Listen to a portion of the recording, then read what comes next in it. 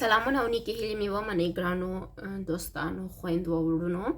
د نن ورځې موضوع مو د خود انزالي یا خپل ځان خپله انزال کول یا خپل د ځان څخه خپله خوند اخیستل.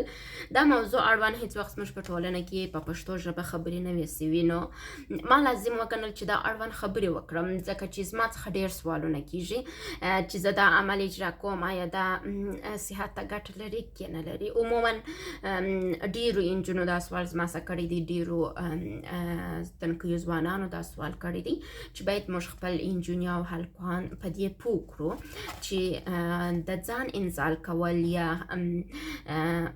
د ځان انزال کول یا خپل ځان ته خپله خوند ورکول دا کوم تاوانونه لري، او په اخر کې به د اسلام د نظره هم ځینې د الله جل جلاله خبرې چې الله جل جلاله موږ ته ویلي دي او یا هم زموږ پیغمبرانو ویلي دي هغه به درته وایم.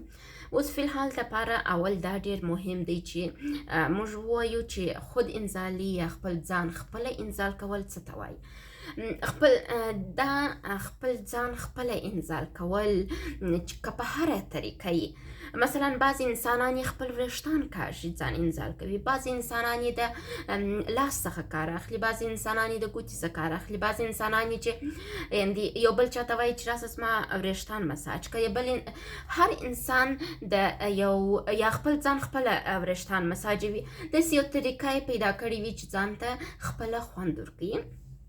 دغه ته موږ خود انزالي ویلی سو.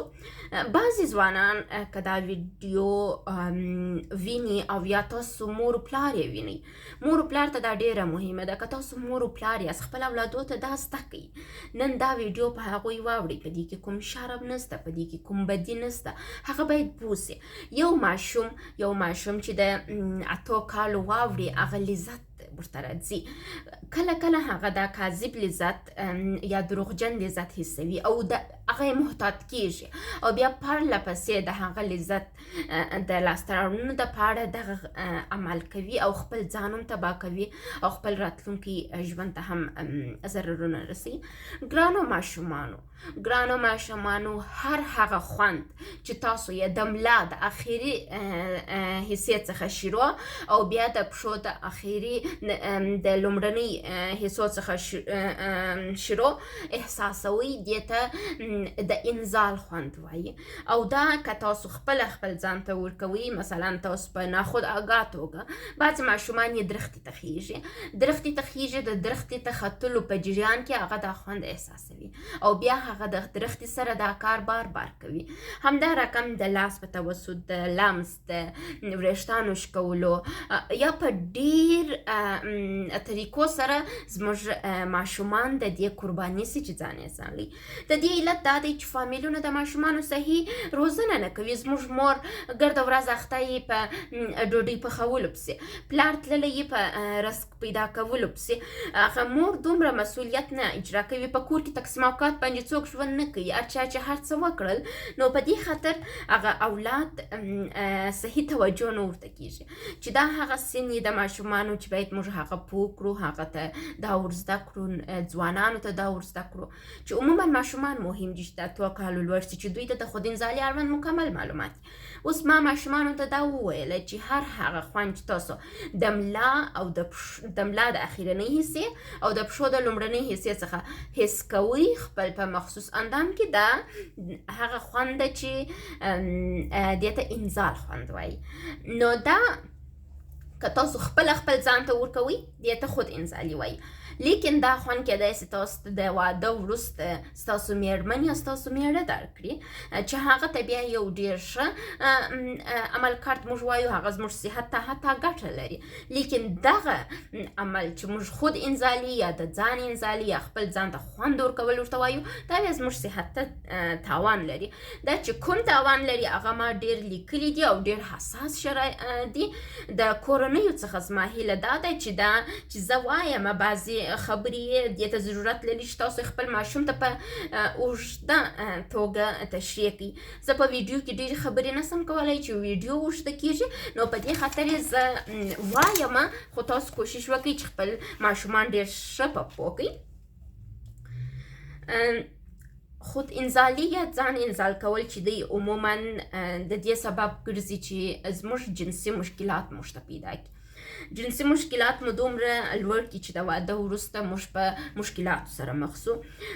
موږ ته جنسي ضعف را پیدا کوي. جنسي ضعف چې ته وایي کله چې تاسو واده وکړئ په جنسي رابطه کې تاسو جنسي ضعف لري، یا به انزال ته نه رسیږي او یا به ډېر ژر انزال کېږي او یا به ډېر ناوخته انزال کېږي او یا به حتی د دې توانایي نه لري چې د مېرمنې سره یو ځای شپه تېره کړي، او یا همدا رقم ښځې هم دغه مشکلات چې ما وویله دا به ښځې او نارینه دواړه لري.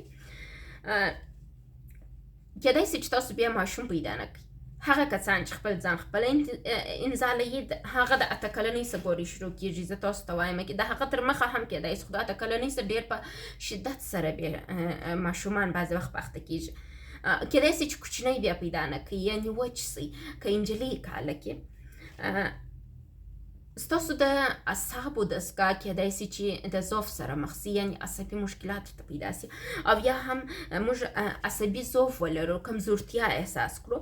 موږ کېدای سي خپل د اعصابو کنټرول د لاسه ورکړو. د اعصابو کنټرول چې څوک د لاسه ورکړي دا په دې معنا نه لري چې مکمل لیونی سي، دا په دې معنا چې درسونه یې بیا منظم نه زده کېږي، تمرکز نسي کولی، او داسې مشکلات ورته پیدا سي چې هغه ستاسو په نظر ډېر عادي، لیکن هغه په مرور د زمان سره ستاسو کوچني ته، ستاسو نوي ځوان ته ډېر ضرر رسوي. چې یو د هغو څخه دا دی چې د خوب اختلالات درته پیدا سي، یا ډېر خوب درځي یا کم خوب درځي یا خوب نه درځي، یعنې د خوب ګډوډي درته پیدا سي. نو دغه کسان چې خپل ځان خپله انزال کوي دوی داسې فکر کوي چې والا دا ما ښه کار وکړي، ما ته یې ښه احساس راکوي. دا فقط ستاسو د بدن فیزیک در خوشحاله کوي، روح مو نه خوشحاله کېږي. کله چې تاسو دغه کار کوئ فقط مو بدن ته خوند رالی، ستاسو و ذهن ته، ستاسو و روان ته دا خوند نه راځي. دا خوند یو کاذب خوند دی. د انسان بدن و دې ته ضرورت لري چې کله جنسي رابطه نیسي، کله انزال کېږي، باید روحا جسما دی یا دا انزال سي، لیکن په دا خوند کې تنها جسم انزال کېږي او روح چې شي کېږي، روان ناروغه کېږي، ضرر ویني. هغه کسان چې په خود انزالي کوي د هغوی دا یو څه ته چې موږ توجه کوو، یو څوک خبره کوي، یو څوک وینا کوي، یو څوک خبرونه وایي، یو څوک درس ورکوي، په سیم کې استاد درس ورکوي، تمرکز مو خراب سي، ډېر توجه نه سو ورته کولی، د سر څخه تر پایه پرې ګرده مطالب نه سو اخیستلی، نه دا مشکل راته پیدا کوي. او بل دا موږ معتادوي. په دې خاطر ما اول دا د شروع کړل چې د کورنۍ سمې غوښتنه وکړله چې خپل ماشومان پوه کړي.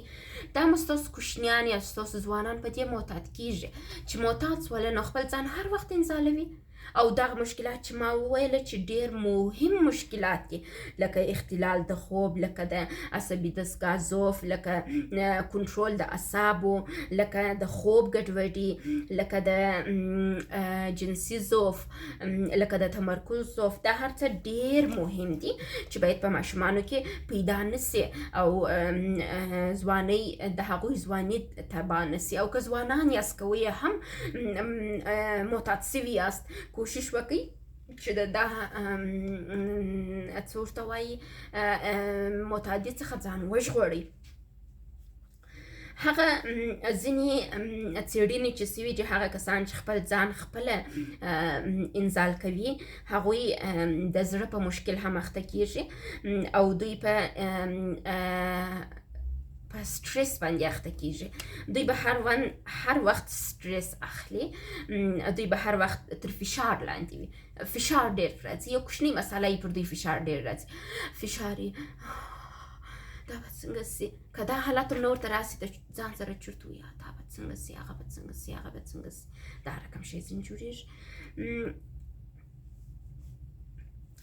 بل د وینې فشار ناجوړي پیدا کوي، ډېر جدي د وینې فشار ناجوړي پیدا کوي.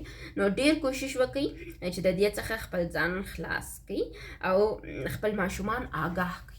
داسې نه چې تاسو وایاست چې ولا زما ماشوم کوچنی دی زه دا خبرې نه ورته کوم. په کندهار کې ما مکتب درلوده یا کې د خصوصي ښوونځی د اسانې فقې کتاب مې ماشومانو ته زده کوي. پلار یې رالی وایي زما لور ته اسانه فقه مه زده کوه، وم ولې وایي زما لور کشره ده. نو مالته خپل په لور په جنسیت خبر یې چې هغه کیدای سي تحریک سي، هغه باید معلومات ولري. خو خیر دا هغه مسایل و چې ډېر مهم دي. بل دا خپل ځان خپله انزال کول د جنسي رابطې سره یو برعکس دغه ده، څه ورته وایي، برعکس رابطه ده. دا جنسي رابطه نه ده بلکې د هغه تضاد رابطه ده. دا کې یوازې جسم د خوند اوج ته رسیږي او په جنسي رابطه کې دواړه حالات اوج ته رسیږي چې هغه فایده لري او دا ضرر لري. او د دې په مقابل کې اخر موږ په ډیپریشن نه جوړې اخته کېږو یا په ژور خفګان نه جوړې اخته کېږو. ژور خفګان مخکې یو عادي خبره وه، لیکن اوس د څېړنو او د امارا او د سیټي سکین وروسته دا ثابته شول چې ژور خفګان یو ډول ناروغي ده. نو د دې دپاره چې تاسو اولادونه په اخته نه سي، کوشش وکړئ چې خپل د اولادو چې وکړئ حفاظت وکړئ. او دا چې د خود زما یې بیخي نوم یېرېږي د خپل ځان ته خپل خوند ورکول. زه کوشش کوم چې تاسو ته یې په عامیانه لهجه ووایم چې تاسو په پوه سئ. خپل ځان ته خپله خوند ورکول عموما زموږ په اعصابو کې ځینې عملیې اجرا کېږي. په اعصابو کې ځینې عملیې اجرا کېږي او هغه په مکمله پای ته نه رسېږي. نو په دې خاطر د دې سبب کېږي. هغه زه په دې خاطر تاسو ته نه وایم ځکه چې زه اوس تاسو د اعصابو مرحلې تشریح کوم، تاسو به وایاست چې دا څه وایي. زه تاسو ته وایم په اعصابو کې دننه یو داسې عملیاتونه اجرا کېږي کله چې تاسو د خپل ځان خپله انزال کوئ او هغه فعالیتونه چې شروع کېږي هغه منظم نه کامیابه کېږي، نه مکمل کېږي، نه. نو هغه د دې سبب ګرځي چې تاسو جسمانی او رواني ضرر ووینئ او همچنان ستاسو تمرکز د منځه ولاړ سي. هر وخت به مو خپل یو چاته چې دقت کوئ نورې خبرې یې درسه هېرې سي، ګډوډي منځته راسي نه. دې ته وایي مثلا وایي تمرکز دا کس نه لري، پر خبرې ترې ځي وراځي. دغه د حواس پرتې یا تمرکز د لاسه ورکول دغه بیا په هغه کسانو کې هم شته چې ډېره جنسي رابطه نیسي، د مېرمنې سره ډېره جنسي رابطه نیسي، یا د زود انزالي تکلیف لري، په شپه کې 2 رابطې نیسي، 3 رابطې نیسي. دا کسان دوی باید خپل د زود انزالي تکلیف تداوي وکړي، نه دا چې هم مېرمنې ته ضرر رسوي، هم خپل ځان ته، او هم بیرته د دوی ذهن ته ضرر رسیږي. بل هغه کسان چې خپل ځان خپله انزال کوي د دوی د حافظې مشکل پیدا کېږي، د دوی حافظه ډېره قوي ضعف سره مخ کېږي چې هغه زموږ هغه ځوانان چې د ډېر عمره په خپل ځان خپله انزالولو باندې اخته چې هغه پوهېږي چې کوم شیان چې ما وویله عموما ډېر به د دوی په وجود کې شتون لري. او دغه رقم د تمرکز او د څه شي چې خپل هغه تمرکز د لاسه ورکوي دا باندې عموما اخته کېږي ځوانان. او بل په اسلام کې الله جل جلاله په قرآن شریف کې په سوره مؤمنون کې یا مؤمنون کې په سوره په آیه 9 کې الله جل جلاله موږ ته ویلي چې هر څوک چې په غیر د واده څخه یا په غیر د خپل د میړه یا د ماینې څخه خپل ځان و جنسي رابطې و هغه حوج ته رسوي، هغه د تجاوزګرانو څخه دی. یعنې هغه څوک دی چې تجاوز کوي، یعنې خپل پر ځان خپله تجاوز کوي. دا په اسلام کې حرام دی او دا یو کبیره ګناه ده او دا یو جرم دی چې انسان یې خپل د ځان په مقابل کې کوي. امام صادق علیه السلام ویلي دي چې خپل ځان خپله انزال کول یو کبیره ګناه ده او دا چې الله جل جلاله په کتاب کې موږ ته ویلي دي. او دا ډېر یو داسې عمل دی چې لکه انسان چې خپل د ځان سره خپله واده وکړي. امام صادق ویلي دي که چیرې زه خبر سم چې دغه نفر خپل ځان خپله انزال کوي نو زه به د هغه سره هیڅ څه وخت پر یوه سترخوان یو ځای غذا ونه خورم. نو د ګرانو والدینو څخه په ډېر جدي توګه مې د ګرانو والدینو څخه هیله دا ده چې د 8 کاله ماشومانو څخه یا د 8 کاله څخه کښته ماشومانو باندې ډېر توجه وکړي، هغوی ته د خودانځالۍ اړوند معلومات ورکړي، یا هغه ماشومان چې تاسو ورته متوجه کیږي چې بعض وخت یو عمل مکررا اجرا کوي او یا تاسو په پوهیږئ چې کیدای شي دا ځان انزالوي، هغه ته انفارمیشن ورکړي چې دا دومره خطري کار دی، امکان لري تا په آینده کې دا رقم مشکلاتو سره مخ کې او یا زما دغه ویډیو ورته ښکاره کوي تر څو هغوی د دا څخه ځان وساتي. موږ باید د ماشومتوب څخه ځوانانو ته ماشومانو ته دا ور زده کړو چې د دغه لذت څخه ځان وباسه، دا یو کاذب لذت دی.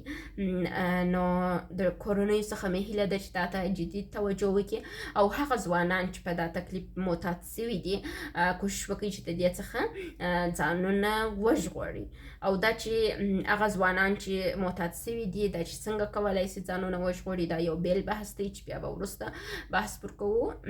او ډېره مننه کوم چې ویډیو مو وکتل. زما د نن خبرې همدومره وي، انشاءالله دا اړوند به بیا هم خبرې کوو.